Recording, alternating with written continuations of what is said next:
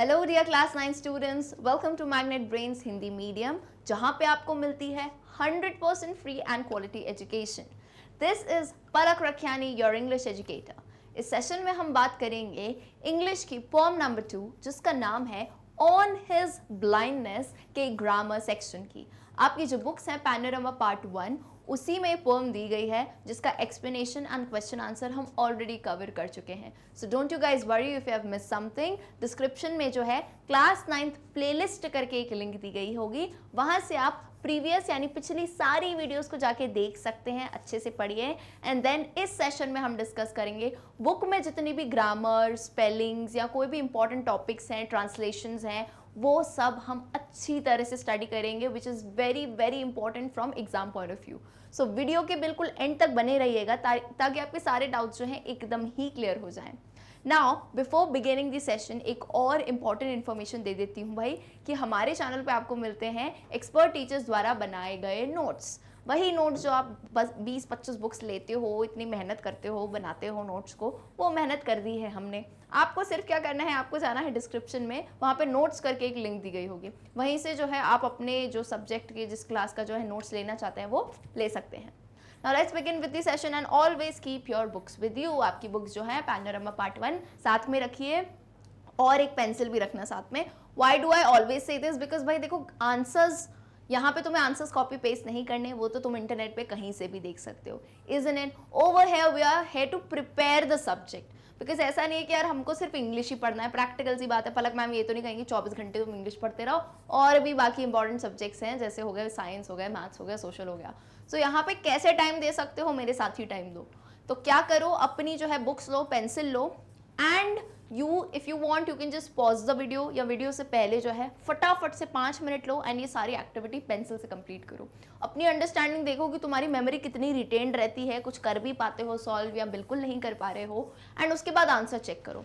So what will happen, those answers which are wrong, so that you can work on them. कि भाई अगर 10 में से मान लो 4 भी सही हैं, तो 4 तो आते हैं, 6 गलत होंगे, उस पर मेहनत करनी है, इतना करना है, ठीक है। अब देखो यहाँ पे वर्ड स्टडी आता है। वर्ड स्टडी इज बेसिकली तुमको स्पेलिंग करेक्ट करनी है, and spelling I have always told, ये ना किसी भी लैंग्वेज का, इंग्लिश, हिंदी, गुजराती, कुछ भी हो, उसका बेस होता है ना, स्पेलिंग आनी चाहिए। अब इंग्लिश में दिक्कत क्या है भाई, हमारी मातृभाषा तो बहुत ही बढ़िया है, हिंदी इज़ वंडरफुल, बिकॉज जैसा हम बोलते हैं वैसा हम लिखते हैं। लेकिन इंग्लिश में केस थोड़ा उल्टा है, जैसा बोलते हैं कभी कभार वैसा लिखते नहीं है, कोई वर्ड साइलेंट हो जाते हैं, तो बच्चे हो जाते हैं कन्फ्यूज कि मैम इंग्लिश की स्पेलिंग का क्या करें। तो बेटा अगर मेरे पास कोई दवाई होती तो मैं ज़रूर दे देती और खुद भी ले लेती, लेकिन ऐसा नहीं है, उसमें मेहनत करनी पड़ेगी। तो मेहनत में क्या करना है, लेसन को बार बार पढ़ो इंग्लिश के, उसमें स्पेलिंग देखो और उन्हें लर्न करो। एक दिन में ऐसा नहीं है 50-100 स्पेलिंग लर्न करो, प्रैक्टिकली पॉसिबल नहीं है, आपकी पलक मैम भी नहीं कर पाएंगी। तो कैसे, थोड़ा स्मार्टली वर्क करो, है ना, स्मार्टली स्टडी करो। लेसन में ये जो कुछ वर्ड्स हैं, एटलीस्ट एक दिन में 5-5 वर्ड्स भी लो, चलेगा मुझे, या ये जितना पढ़ रहे हो उतने वर्ड्स भी लो, that is fine, but learn the spelling, कि अगली बार इनको गलत नहीं करोगे। तो अपने 2 मिनट निकालो, है ना, वीडियो को या तो पॉज करने करो, पेंसिल से इन सब की जो है ये वर्ड्स की स्पेलिंग गलत दी गई है, तो इनको सबसे पहले जो है तुम करेक्ट करके लिखो, and then check the answers which I will tell you over here. So the first spelling जो आपको पढ़ते समझ आ रही है, क्या लिखा है, सोनेट लिखा है। सोनेट हमें पता होना चाहिए, क्योंकि जो हमारी पोएम, जो कविता हमने पढ़ी है, इट वाज अ पेट्रार्किन या फिर इटालियन सोनेट। तो सोनेट की बेटा करेक्ट स्पेलिंग क्या होगी, SONNET। सोनेट बेसिकली क्या होती है, एक 14 लाइन्स, 14 लाइन की पोएम होती है, जो 2 पार्ट्स में डिवाइडेड रहती है, ठीक है। चलो next word, according to the poem याद करो, योक करके एक वर्ड आया था, ऐसा लिखा था उसमें, माइल्ड योक। सो यहाँ पे ये YOLK वाला बेटा अंडे वाला योक की बात अपन नहीं कर रहे हैं, क्योंकि लेसन में आपको ये, लेसन यानी पोएम में, कविता में जो आपको ये वर्ड यूज किया गया था, तो आपको इसकी स्पेलिंग लिखनी है, ठीक है, YOKE योक। इस योक के बेसिकली 2-3 मतलब होते हैं, एक तो कोई वुडन सा चीज होता है योक, या फिर योक को स्लैंग लैंग्वेज में थिंग भी कहा जाता है, कोई चीज, लाइक व्हाट इज दिस योक, यानी व्हाट इज दिस थिंग, ठीक है, क्लियर है। चलो नेक्स्ट क्या है, फियर। फियर यानी डर, तो फियर क्या होती है स्पेलिंग, FEAR, फियर। नेक्स्ट क्या है, LOSSEN, लॉसेस कहना चाहते हैं वो, लॉसेस, ठीक है, तो लॉसेस क्या होगा, LOSSES। Next is weight. Weight में डबल टी नहीं आएगा, आप वेट्स कर सकते हो उसको, या फिर सिर्फ वेट भी कर सकते हो। नेक्स्ट इज एजुकेशन, शन में लास्ट में TION आता है, तो यहाँ पे आई नहीं लगा है, सो करेक्ट स्पेलिंग होगी EDUCATION, एजुकेशन। ओके, चेक कर लिया आपने आंसर्स कितने सही कितने गलत। चलिए नेक्स्ट एक्टिविटी पे हम आते हैं जो कि है वर्ड मीनिंग। अब बचपन में हम यूजुअली क्या करते थे, वर्ड मीनिंग लिखते थे, उसको लर्न करते थे। यहाँ डिफरेंट मेथड है। For word meaning you have been given एक छोटी सी एक्टिविटी जिसे कहते हैं मैच द कॉलम, जो कि हम बचपन से करते आए हैं। So you have been given words in column A, ये पूरा ऊपर से लेके नीचे तक कॉलम ए है, जिसमें आपको कुछ शब्द दिए गए हैं। And in the column B आपको दिए हैं उन शब्दों के अर्थ यानी मीनिंग, लेकिन जम्बल्ड हैं, ऊपर नीचे हैं, तो आपको करेक्ट वर्ड्स को मैच करना है। एंड बेहतरीन बात यह है कि काफ़ी वर्ड्स तो जो आपके पोम में से ही लिए गए हैं। नाउ बस एक चीज़ हर बार जो कहती हैं मैम कि ऐसे ऐसे मैच मत करना, बचपन में मज़े आते थे लेकिन अब बड़े हो गए हो, इस टाइप से मैचिंग नहीं चलेगी। तो बोलो मैम कैसे मैच करें, तो करना क्या, इधर पे ना नंबरिंग दे देना, अगर दी हो तो बहुत बढ़िया बेहतरीन होगा, नहीं दी हो नंबरिंग तो तुम खुद ही दे देना, ठीक है। 1 2 3 4 5 6। अब जैसे मान लो फर्स्ट वाले का आंसर है हाइड है फर्स्ट, तो फर्स्ट का आंसर होगा कंसील, तो इसके आगे 1 लिख देना, ऐसे मैच करो। Either it be English language और एनी अदर लैंग्वेज, तुमको भाई यही फॉर्मेट से मैच द कॉलम करनी है, because you guys have grown up, class 9th में हो, ठीक है। चलिए फटाफट से खुद सॉल्व करें and then check the answers. Number 1 hide है, हाइड यानी छुपाना, छुपाने का मतलब क्या होता है, कंसील करना। नंबर 2 इज पॉपर, पॉपर यानी समवन हु इज वेरी बोल सकते हैं बहुत ही गरीब यानी वेरी पुअर, तो ये हो गया 2। नंबर 3 प्रिवेंट, प्रिवेंट बोलते हैं ना, prevention is better than cure, तो किसी चीज को कुछ करने से रोकना, किसी को स्टॉप करना, प्रिवेंट करना। सो यहाँ करेक्ट आंसर है टू स्टॉप डूइंग समथिंग, तो मैं इसको डाल दूंगी नंबर 3। नंबर 4 दिया है ऑक्टेव। अब याद कीजिए मैंने शुरुआत में ही पोम के आपको बताया था, सोनेट है ये पोम। सोनेट बेसिकली क्या होती है, 14 लाइंस की होती है, जो कि 2 पार्ट्स में डिवाइडेड है। तो बेटा एक पार्ट होता है इसका ऑक्टेव, एक पार्ट होता है ऑक्टेव, एक पार्ट होता है इसका सेस्टेट। ऑक्टेव ऑक्टा वैसे भी हम पढ़ते हैं, ऑक्टा का मतलब होता है 8, तो 8 लाइन वाला stanza is Octave, and 6 line वाला 6 से एस याद रखना, 6 या एस, तो सेस्टेट यानी 6 लाइंस। तो क्लियरली आप बता सकते हो यहाँ पे ऑक्टेव क्या होगा, Octave will be stanza of 8 lines, ठीक है। तो ये हो गया नंबर 4। 5th क्या दिया है, सेस्टेट, तो सेस्टेट क्लियरली हमने यहाँ देखा स्टैंजा ऑफ 6 लाइंस, तो ये हो जाएगा हमारा number 5। And last word is almighty, भगवान के लिए तो हम बहुत सारे सिनोनिम यूज करते हैं, ऑलमाइटी, किंग ऑफ किंग्स, है ना, गॉड, तो ये हो जाएगा नंबर 6। काफ़ी इजी से थे ये, तो बहुत ज़्यादा इसमें आपको कोई मेहनत नहीं करनी पड़ी, ठीक है, क्लियर है। तो इन देखो छोटे छोटे क्वेश्चंस में ना सिली मिस्टेक्स की वजह से मार्क्स लूज करते हो, तो वो उन चीज़ों से आपको बचना है, ठीक है। चलिए नेक्स्ट एक्टिविटी पे आते हैं। Next activity is again fill in the blanks using the words given below. आपको नीचे कुछ वर्ड दे दिए गए हैं, 6 वर्ड दिए हैं, 6 लाइन दी है। नाउ आपको कॉमन सेंस लगा के लाइन पढ़नी है और समझना है कि कौन सा करेक्ट ब्लैंक में आएगा। गिव योरसेल्फ फ्यू सेकंड्स, खुद से सॉल्व करो बेटा, फिर उसके बाद जो है यहाँ पे आके आंसर चेक करेंगे, ठीक है। ये एक्टिविटी करते रहो क्योंकि आगे मैं होमवर्क भी दूंगी, ठीक है, जो कि होमवर्क आपको बताना है मुझे कॉमेंट सेक्शन में। तो फटाफट से इसको सॉल्व करो। Number 1, John Milton was a great dash. John Milton कौन है भाई, हमारी जो कहानी है उनके कवि हैं, हमारी जो पोएम है उसके कवि हैं, ठीक है, पोएट है वो। सो John Milton was a great poet. Number 2, Surdas was also a dash poet. Surdas भी क्या थे, he was a great poet. Number 3, dash should not be looked down. And आसानी के लिए आप ना जो वर्ड्स होते जाते हैं उनको कट भी कर सकते हो, सो दैट यू कैन सी कौन सा बचा हुआ है। एग्जाम में क्या वैसे ही बहुत ज़्यादा एंजाइटी होती है, जल्दी जल्दी करते हो, तो अगर ऐसे फिलअप आता है तो वर्ड्स को कट लगा दिया करो, ठीक है। तो मान लो तुम्हारे पास 5 बचे। Dash should not be looked down, the blind should not be looked down. Looked down का मतलब है कि उनको हमें ऐसे नहीं देखना चाहिए कि वो कमज़ोर हैं, ठीक है। लुक डाउन का मतलब ये है, यानी उन्हें नीचा नहीं समझना चाहिए। नंबर 4, तो लुक्ड डाउन क्या हो गया, ब्लाइंड हो गया। चलो number 4, God needs pure heart. भगवान क्या चाहते हैं कि आपके पास एक साफ और नेक दिल हो, pure heart. Number 5, let us pray to dash. किसको प्रेयर करेंगे हम, प्रार्थना किससे करेंगे, गॉड से। So let us pray to God. And last is a man should be absolutely merciful. Okay, so I hope काफ़ी इजी थे ये भी, बस आपको कॉमन सेंस लगा के करेक्ट आंसर देना था, जो कि हमने ऑलरेडी कर दिया है। Okay, let's move on to the next activity. Now as I always tell you guys कि आपकी जो है हर लेसन में, हर पोम में जो है ग्रामर सेक्शन आता है, जिसमें यहाँ पे ग्रामर का कोई भी नया टॉपिक उठा के दे देते हैं। अब इस टॉपिक को हम लेटर ऑन ग्रामर सीरीज में तो पढ़ेंगे ही, लेकिन बुक का ग्रामर पढ़ना इज ऑल्सो वेरी इंपॉर्टेंट। बच्चे क्यों कंफ्यूज होते हैं, बुक की ग्रामर छोड़ जाते हैं और एग्जाम में डायरेक्ट क्वेश्चन आ जाते हैं। तो यहाँ पे जो आपको टॉपिक है that is based on clauses and that too conditional clauses. तो अब भाई कंडीशनल या एडवर्ब क्लॉजेस को समझने के लिए सबसे पहले हमको जानना पड़ेगा कि भाई ये वर्ड क्लॉजेस क्या होता है। तो क्लॉजेस बेटा सिंपली एक सेंटेंस है। क्लॉज क्या है, एक सेंटेंस है, या फिर जिसे हम हिंदी में कहें एक वाक्य है, विच हैज, जो किससे मिलके बना है, a subject and a predicate. Predicate कह लो या वर्ब कह लो, ठीक है, क्रिया कह लो। सब्जेक्ट और प्रेडिकेट से मिला हुआ कोई भी सेंटेंस, कोई भी वाक्य हो, उसे हम क्लॉज कहते हैं, क्योंकि बच्चे यूजुअली क्लॉज ही नहीं समझ पाते। कुछ नहीं, क्लॉज को सेंटेंस कह दिया, ठीक है, उनको लग रहा था कि एक वर्ड क्यों, सेंटेंस क्यों वर्ड रखे, क्लॉजेस भी हम यूज करेंगे, ठीक है, ओके। तो अब यहाँ पे इस पर्टिकुलर टॉपिक में कंडीशनल क्लॉजेस की बात करेंगे। अब पहले तो इस वर्ड का मतलब समझो।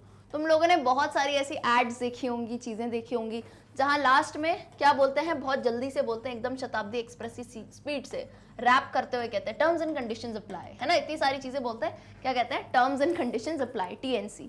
तो कंडीशन का मतलब क्या होता है, तुमने कोई अल्टीमेटम दिया है, कोई कंडीशन रखी है कि भाई अगर तुम ये करोगे तो ही मैं तुमको ये दूंगी, है ना, अगर ये होगा तो वही फिर जो है, मतलब so on and so fourth, आप कंडीशंस देते हो किसी को, ठीक है। तो कंडीशनल क्लॉजेस का भी वही मतलब है, उल्टा तो मतलब होगा नहीं, तो वर्ड से समझ जाओ मतलब। कंडीशनल क्लॉजेस जब किसी सेंटेंस में आप कोई कंडीशन रख रहे हो। फॉर इंस्टेंस यहाँ पे बेटा एग्जांपल देखो, if he comes I shall help him. If he comes यानी क्या, तुम कंडीशन रख रहे हो कि भाई अगर वो आएगा तो मैं उसकी मदद करूंगा। या फिर if you work hard you will succeed, कि भाई अगर तुम मेहनत करोगे तभी जो है तुम सक्सीड होगे। या फिर इफ शी गोज टू गया आई शैल सी हर, अगर वो गया में जाएगी, अच्छा गया मतलब हिंदी वाला गया नहीं, जगह का नाम है, ठीक है, अगर वो गया जाएगी तो मैं जो है उसे मिलूंगी। तो यानी हिंदी का जो वर्ड अपन यूज करते हैं ना अगर, और इंग्लिश में हम उसे क्या कहते हैं, इफ। तो this is like a conditional clause, ये उसका एक एग्जाम्पल है, ठीक है। सो adverb clauses of condition begin with subordinating conjunctions, it, unless, etc. या फिर if, इन सब से जो है बिगिन करता है। सो कुछ एग्जाम्पल्स, आई होप आपको ये चीजें क्लियर हुई होंगी। जैसे और देखो काफी सारे जो है ये एग्जाम्पल्स हैं। Let's read each of these example and understand. We shall go out if the rain stops, अगर बारिश रुकती है तो हम बाहर जाएंगे। Unless you work hard, you will not succeed. अब unless को अगर मैं हिंदी में कहूं तो वो होगा जब तक, कि जब तक तुम हार्ड वर्क या मेहनत नहीं करोगे तब तक तुम सक्सीड नहीं हो पाओगे। Unless he comes, I shall not go. जब तक वो नहीं आता है तब तक मैं नहीं जाऊंगा। I shall open the window provided no one objects to me. मैं विंडो यानी खिड़की तभी खोलूंगा अगर कोई मुझ पे उंगली नहीं उठाएगा, यानी ठंड का मौसम है और विंडो खोलने की जो है लड़ाई चल रही, तो कहता है मैं विंडो तभी खोलूंगा अगर कोई मुझ पे जो है प्रश्न नहीं उठाएगा। Next is supposing it rains where shall we go. Supposing मतलब मान लो, सपोजिंग का मतलब क्या है, मान लो। देखो हिंदी में तो अपन वो चीज समझते हैं, इंग्लिश में भी समझ जाओ। सपोजिंग यानी मान लो कि अगर बारिश होती है तो फिर हम कहाँ जाएंगे। तो ये वर्ड्स मैं आपको क्यों बता रही हूँ डिटेल में, क्योंकि भाई आ जाता है एग्जाम में डायरेक्ट क्वेश्चन तुमको फिलअप करने को, तो उस टाइम पे तुम लोग है ना मैक्सिमम बच्चे इफ लगाए आते हैं। अरे भाई सिर्फ इफ नहीं लगता है, बहुत सारे वर्ड्स हैं, अनलेस आता है ना, इफ तो मैक्सिमम टाइम आता है, सपोजिंग भी आप बोल सकते हो, ठीक है। I shall help you on the condition that you promise to be honest. तो ये जितने भी सेंटेंस है इसमें जो क्लॉजेस हैं वो कौन से हैं बेटा, इफ, अनलेस, ये सब क्या है, कंडीशनल क्लॉजेस हैं। Mark that no future tense is used in the conditional clauses even though they refer to the future tense. अब इस बात को ध्यान देना, गौर करना, कंडीशनल क्लॉज में अगर फ्यूचर की यानी जो है भविष्य की भी बात कर रहे हो फिर भी उन्होंने फ्यूचर टेंस कहीं भी जो है यूज नहीं किया है, ठीक है। चलिए आगे देखते हैं। अब आपको क्या एक्टिविटी करनी है, यू नीड टू, आपको एक क्वेश्चन दिया होगा, frame 10 sentences with conditional clauses. Frame यानी 10 सेंटेंस बनाओ जिसमें ये जो अनलेस है, इफ है, इन कंडीशनल क्लॉज को यूज करते हुए। तो आपके लिए जो है मैंने काम आसान कर दिया है, यहाँ मैंने सेंटेंस कोड किए हैं, आप चाहते हो तो आप खुद के सेंटेंस भी बना सकते हो। 10 में से जो है 9 मैंने किए हैं, 10वां आपके लिए होमवर्क है, ठीक है। एक एक करके फटाफट से पढ़ते हैं। Number 1, if I study I will pass the exam. तो यहाँ देखो इफ आई स्टडी हो गया conditional clause. It's easy to get distracted if you are not careful. तो आप अगर केयरफुल नहीं हो, सतर्क नहीं हो, तो डिस्ट्रैक्ट होना बहुत ही आसान है, यानी ध्यान भटकना बहुत ही आसान है। Number 3, can you help me if you have the time. अगर आपके पास समय हो तो क्या आप मेरी मदद कर सकते हैं। Number 4, I'll drive you unless you can walk। unless you can walk यानी जब तक तुम नहीं चल पा रहे हो तब तक मैं तुमको जो है ड्राइव करके छोड़ दूंगा, ठीक है, घर छोड़ दूंगा, जहां भी छोड़ देगा, ठीक। चलो number 5, if you don't wear a coat you might get cold. So if you don't wear यानी अगर तुम एक कोट नहीं पहनोगे तो तुम्हें सर्दी लग सकती है। Next, if we don't leave now we'll be late. अगर हम अभी नहीं निकले तो हमें देर हो जाएगा। Next, I am not going to make the party unless I finish my homework soon. Make the party का यहाँ पे मतलब क्या है कि पार्टी में मैं नहीं पहुंच पाऊंगी जब तक मैं अपना होमवर्क अगर मैं अपना होमवर्क जल्दी कंप्लीट ना करूं तो। Number 8, had I the wings of a bird I would fly. देखो मैंने कहा था सिर्फ इफ और अनलेस नहीं है, हैड आई द विंग्स कि अगर मेरे पास जो है चिड़िया के पंख होते तो मैं उड़ती। 9, if the weather had improved we could have gone for a walk कि अगर जो है मौसम सुधर जाता तो हम जो है एक वॉक के लिए चले जाते, ठीक है। तो 9 सेंटेंस हो गए। 10 सेंटेंस, थोड़ी सी मेहनत आप भी करिए यार, होमवर्क है और ये होमवर्क पलक मैम घर आके तो चेक नहीं कर पाएंगी, लेकिन आप इतना कर सकते हो कि नीचे जो बेटा ऐसा कमेंट्स करके सेक्शन दिया है वहां पे आपको बस एक लाइन बना के लिखनी है। HW लिखना, HW स्टैंड्स फॉर होमवर्क, एक डैश लगाना, ठीक है। 9th क्लास में इतने आई थिंक इंस्ट्रक्शन अच्छे से समझते हो आप लोग। कमेंट सेक्शन में HW लिखना एंड एक सेंटेंस आपको इनमें से कोई रिपीट मत कर देना, है ना, सब याद रहता है पलक मैम को, इसमें से कुछ भी रिपीट नहीं करना, अपने हिसाब से एक सेंटेंस बनाना यूजिंग एनी कंडीशनल क्लॉज, कोई भी यूज कर सकते हो, ठीक है। एंड कमेंट सेक्शन में मुझे बताना। डन है बिल्कुल, वहीं पे आके मैं चेक करूंगी। चलो आगे बढ़ते हैं। आगे तुमको क्या दिया है, अच्छा आगे फिल इन द ब्लैंक्स दिया है। यहाँ पे सब ब्लैंक्स थे जिसको हमने फिल कर दिया है कि तुमको अपने हिसाब से सेंटेंस बनाना है, ठीक है, अपनी प्रेजेंस ऑफ माइंड से। जैसे पहला क्या है, if he writes I shall reply. Number 2, if it rains I will not go out. Unless he walks he will not keep fit. Unless she comes I will not move from here. Supposing he refuses to help what will happen. तो यहाँ पे जरूरी नहीं है कि आपके answers भी ये हो, आपके आंसर्स अलग हो सकते हैं जिस टाइप का सेंटेंस आप फॉर्म करना चाहते हो। Okay, not taking much time, बहुत सिंपल एक्टिविटी थी, आ जाओ, ठीक है। Sometimes subordinating conjunctions are not used in adverb clauses of conjunction. जैसे had I not seen this with my own eyes I would not have believed it. Had I the wings of a bird I would fly. तो देखो subordinating conjunction में कभी कभार adverb clauses की जरूरत ही नहीं पड़ती, यानी इफ अनलेस इसकी जरूरत ही नहीं पड़ी सेंटेंस में। Had I not, had I से ही कर दिया हमने। तो आपको क्या करना है, frame 2 sentences on the pattern of the sentence given above. तो हैड आई के पैटर्न से जो है ना आपको आंसर बताना है। हैड आई से कोई भी सेंटेंस बनाओ, तो जैसे अपन अभी बना देते हैं, मान लो had I been to Delhi, had I been to Delhi I would have met Anjali. Sentence का मतलब क्या हुआ, had I been to Delhi कि अगर मैं दिल्ली गई होती तो मैं किससे मिल लेती, अंजलि से मिल लेती। और एक और इसी पैटर्न का सेंटेंस लिखते हैं, had I been the prime minister. लो भैया प्राइम मिनिस्टर बना दिया पलक मैम को यहाँ पे कि अगर मैं प्राइम मिनिस्टर होती, had I been the prime minister, क्या कर लेती मैं सोचूं, चलो भाई, I would have helped the poor.